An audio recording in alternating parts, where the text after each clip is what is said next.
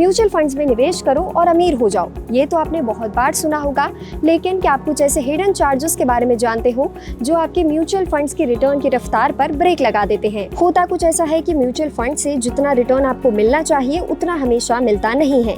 इसकी बड़ी वजह होती है 5 ऐसे हिडन चार्जेस। तो चलिए आज के इस वीडियो में आपको बताते हैं कमाई घटाने वाले 5 चार्जेस के बारे में।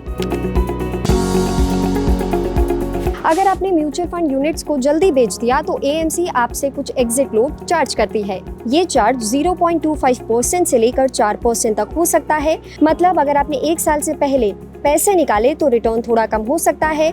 एएमसी चाहती है कि आप लॉन्ग टर्म बने रहें और एग्जिट लोड उसी की चाल है। एक्सपेंस रेशियो एक ऐसा चार्ज है जो स्कीम के साथ साइलेंटली डिडक्ट होता रहता है। एक्सपेंस रेशियो में फंड मैनेजर, रिसर्च टीम और ऑपरेशंस का खर्चा शामिल होता है।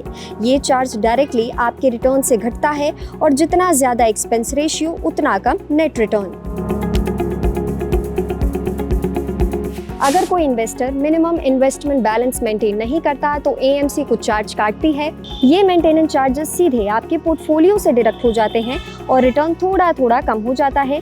इसीलिए इन्वेस्टमेंट से पहले स्कीम की टर्म्स जरूर पढ़ें। एएमसी कई बार प्रिंटिंग, मेलिंग और प्रोडक्ट प्रमोशन के नाम पर आपसे ये चार्जेस लेती है। सर्विस फी सुनने में भले ही अच्छा लगे, लेकिन ये आपकी अर्निंग से ही कटता है। जब आप म्यूचुअल फंड यूनिट्स बेचते हैं और उस पर मुनाफा कमाते हो तो उसे कैपिटल गेन कहा जाता है। इस पर भी आपको टैक्स देना होता है। कैपिटल गेन 2 तरह के होते हैं।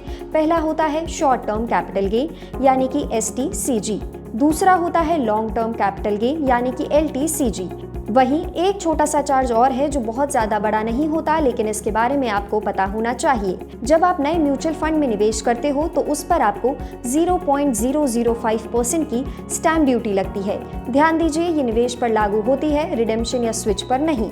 1 लाख के निवेश पर लगभग 5 रुपए कटते हैं। ये चार्ज NAV में शामिल नहीं होता बल्कि अलग से डिडक्ट किया जाता है।